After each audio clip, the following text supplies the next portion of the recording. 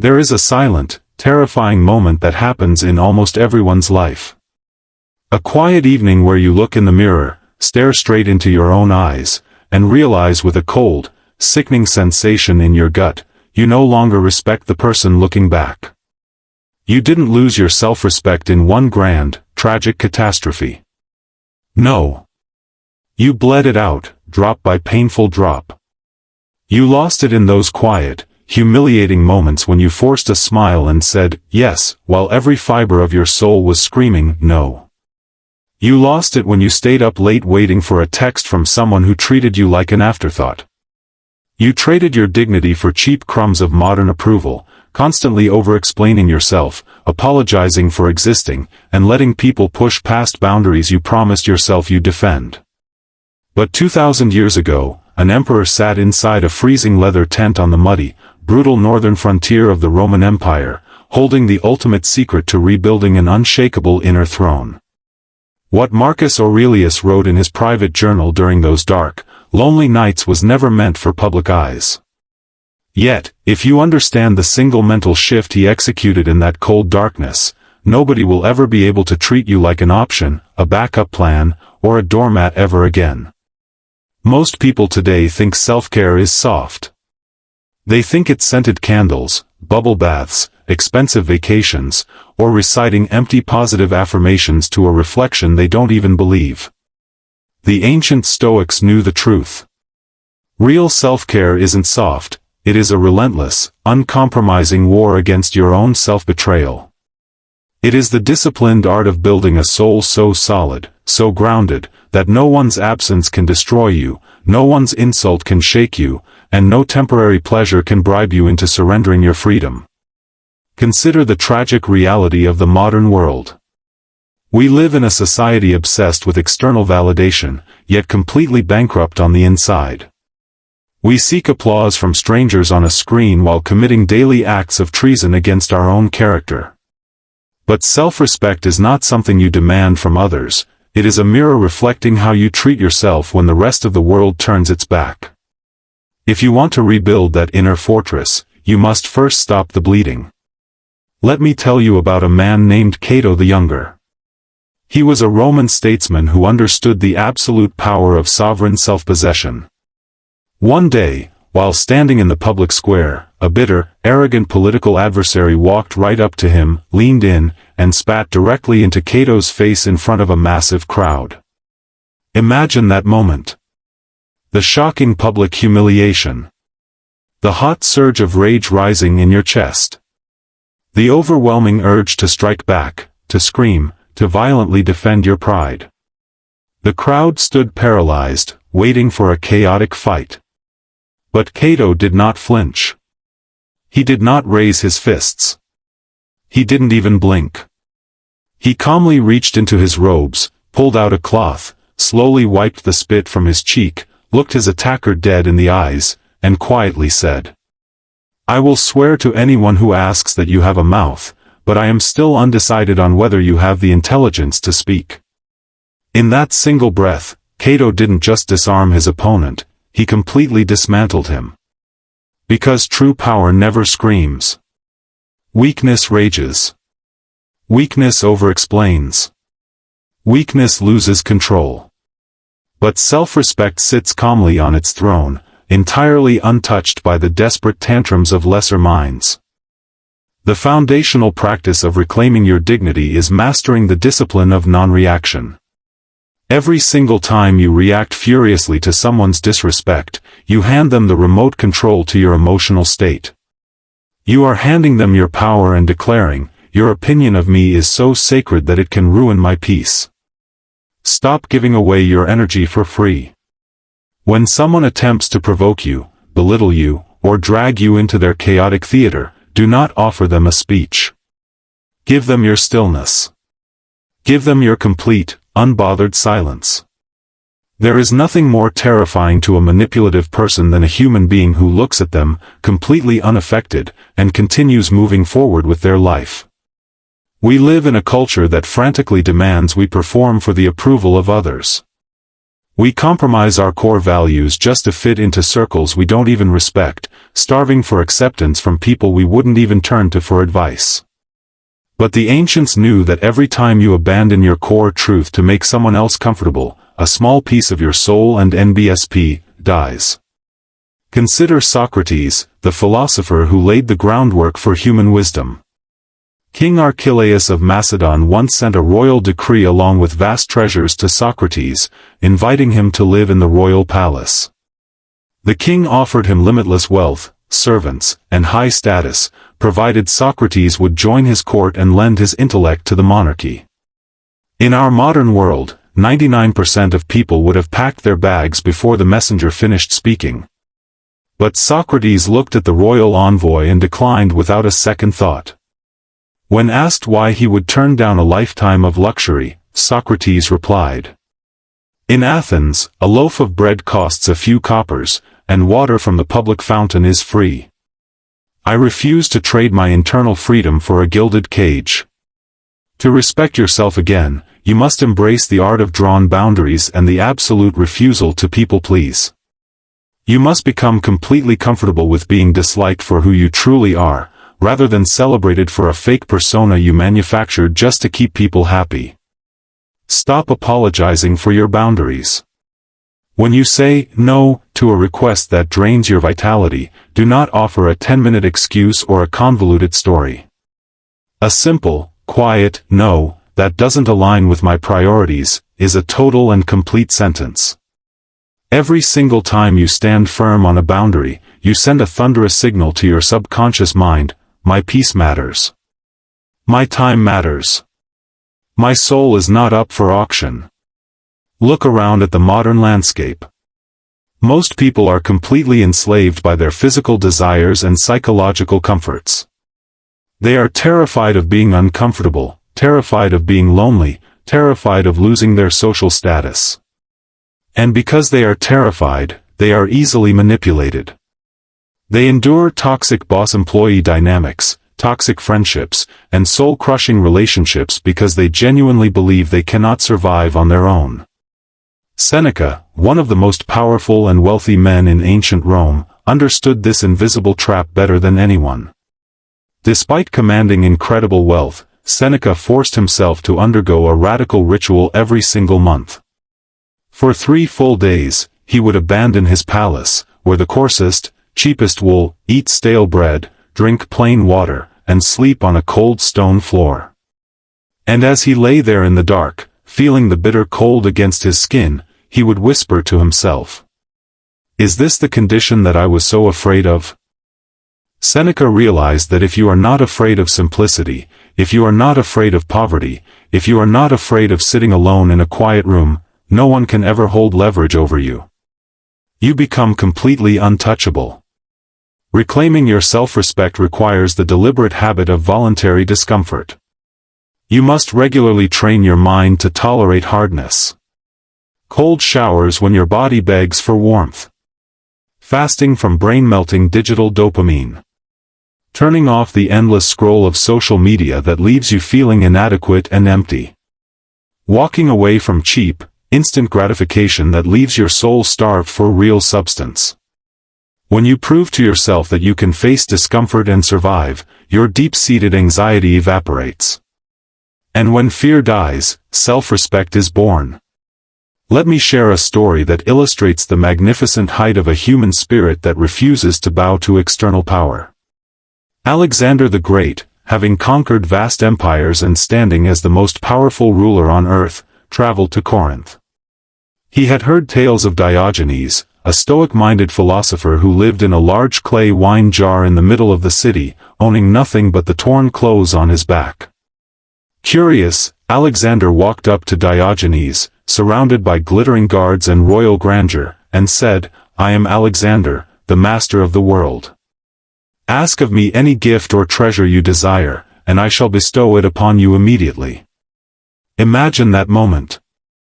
The supreme ruler of the known world offering you anything your mind can imagine. Gold, titles, power, lands. Diogenes slowly looked up from where he was resting on the ground, squinted up at the king standing over him, and calmly said, "Yes. I have one request. Move out of my sunlight. You are blocking my sun. The king's generals gasped in horror, drawing their swords, ready to execute Diogenes for disrespecting the king. But Alexander held up his hand, looked down at the philosopher in sheer awe, turned to his soldiers, and whispered, "If I were not Alexander, I would want to be Diogenes." Why did the greatest conqueror in human history bow in spirit to a man who owned nothing? Because Diogenes possessed something Alexander's armies could never conquer: absolute, untamed sovereignty over his own mind. Diogenes needed nothing from Alexander, which made him far richer than the king. How many times in your life have you allowed someone to block your light because you were secretly hoping they would give you validation? How many times have you shrunk your greatness, quieted your truth, or played small just to avoid making someone else feel inferior? If you feel like you have spent years betraying yourself, trading your worth for cheap safety, know this: the return to your true self does not require permission from anyone else. It requires a quiet, irrevocable decision made in the depths of your own heart. But these fundamental Stoic principles are only the beginning of your restoration. There are 5 even more radical, deeper habits that transform fragile self-worth into an ironclad inner sanctuary, habits that alter your energy so profoundly that the moment you walk into a room, people can feel that you are no longer a person who can be played with. The 5th habit that transforms your life is the sacred code of keeping promises to yourself. Think about the psychological damage you inflict on your soul every time you break a commitment you made in private. You set an alarm for 5 in the morning, but when it rings, you hit snooze 3 times.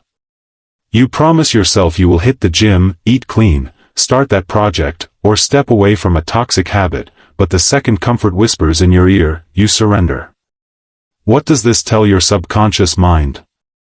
It tells you that your own word is worthless. It teaches you that you cannot be trusted. And how can you possibly respect a person whose promises mean absolutely nothing? Consider the story of Epictetus. Born a slave in the brutal outer provinces of Hierapolis, he was owned by a cruel master who frequently beat and tortured him.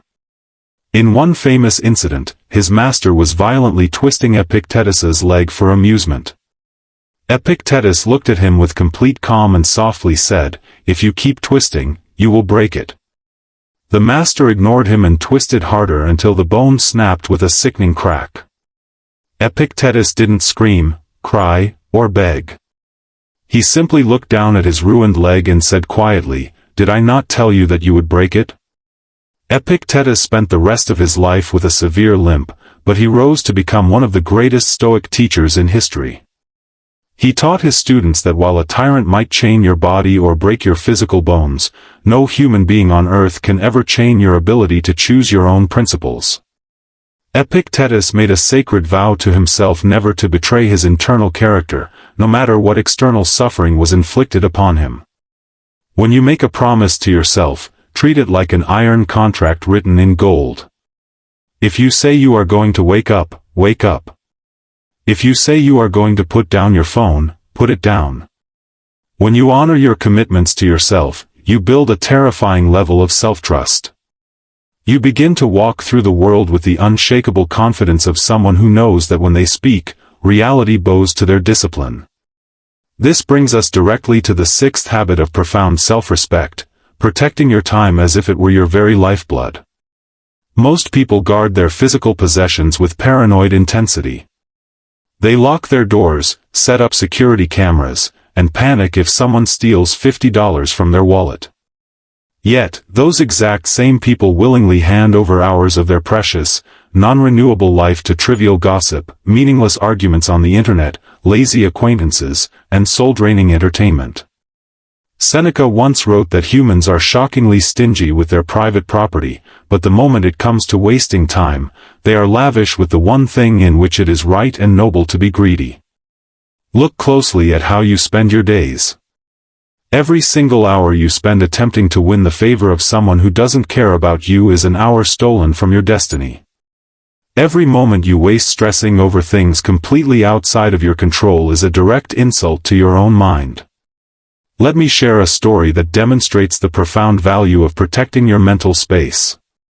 There was a distinguished Roman soldier who returned from years of bloody combat on the empire's borders. He was hailed as a national hero, showered with wealth, and offered high political office in the capital.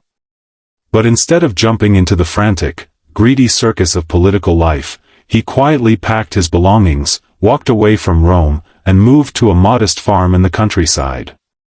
When his former military comrades visited him, pleading with him to return to public life and claim his glory, he looked at his small garden, smiled softly, and said, "If you could see the cabbages I have planted with my own hands in this soil, you would never ask me to sacrifice my peace for the chaos of Rome. To respect yourself again, you must learn the beauty of planting your own symbolic garden. You must ruthlessly prune away the parasites that consume your energy. Stop answering calls from people who only reach out when they need something from you. Stop entering debates designed to drag you down into the mud. Treat your attention as a sacred currency, and spend it only on things that elevate your mind and build your character." The seventh habit is perhaps the hardest to master in our hyper-emotional modern culture, the habit of blameless living and absolute accountability. Look around at how most people live their lives today. When things go wrong, their immediate instinct is to find someone or something to blame. They blame their parents, their upbringing, their boss, the economy, their ex-partner, or bad luck. They wear their victimhood like a badge of honor, completely blind to the fact that by blaming external circumstances for their misery, they are stripping themselves of all power to change and NBSP it. The Stoic Emperor Marcus Aurelius faced horrors that would shatter the average modern mind. During his reign, Rome was struck by the Antonine Plague, a devastating pandemic that wiped out millions of citizens and piled rotting corpses in the streets of the capital. At the exact same time, he faced crippling economic collapse, brutal invasions along the northern borders, and personal heartbreak, losing 8 of his own children to early illness. Yet, inside his private journals, Marcus Aurelius wrote these immortal words: "Remove the judgment, and the hurt is removed. Remove the hurt, and the harm itself disappears. You have power over your mind, not outside events. Realize this, and you will find strength." Marcus Aurelius refused to play the victim. He didn't waste a single tear complaining to the universe about how unfair his burdens were. He understood that a master of self-respect doesn't care whose fault a problem is, they only care about how they respond to it. When you take 100% accountability for your life, for your physical health, your emotional state, your financial reality, and your personal choices, something miraculous happens. You step out of the shadows of powerlessness and become the sovereign creator of your own existence. Stop waiting for a savior. Stop waiting for the world to apologize to you. Pick up your cross, stand tall, and build the life you deserve with your own hands. The eighth habit of self-respect is the daily practice of self-auditing through quiet reflection. Every night before he went to sleep, the philosopher Seneca would extinguish his oil lamp, sit in total darkness, and review his entire day in detail. He would ask himself 3 simple, uncompromising questions. What bad habit did I restrain today? What good deed did I perform? How could I have acted with more wisdom and character? Seneca didn't conduct this nightly audit to beat himself up or wallow in guilt. He did it as a loving father to his own soul. He understood that unexamined habits lead to a wasted life. In our modern world, we spend our lives running away from silence. The moment there is a quiet lull in our day, we pull out our smartphones to numb our minds with endless feeds, video clips, and digital noise. Why? Because deep down, people are terrified of what they will hear if they sit alone in a room with their own thoughts. They are terrified of the guilt, the regret, and the aching void of a life spent betraying their potential. To rebuild your self-respect, you must learn to welcome the silence. Take 15 minutes every single day to turn off all screens, put away all distractions, sit in a quiet room, and look honestly at your life. Acknowledge where you fell short without self-hatred, celebrate where you showed courage, and recalibrate your path for tomorrow. A human being who continuously audits their own life becomes entirely immune to the judgment of the crowd. Finally, we arrive at the ultimate, most powerful habit of self-respect, the ancient Stoic discipline of amor fati, loving your fate, no matter what it brings.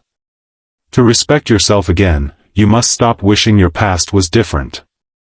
You must stop mourning the years you lost, the tears you shed, the betrayals you endured, or the mistakes you made.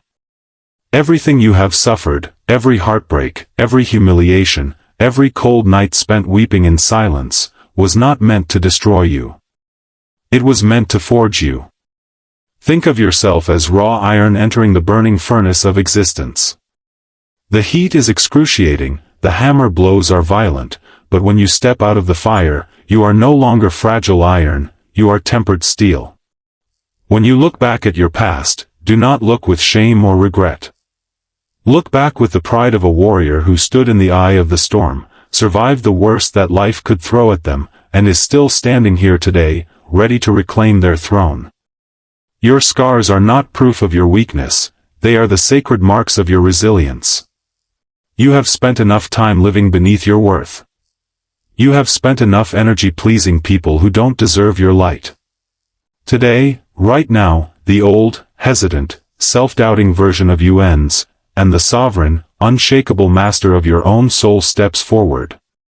If you are ready to stop bleeding your dignity and truly step into your ultimate power, subscribe to the Stoic Path right now for our next video. Protect your peace.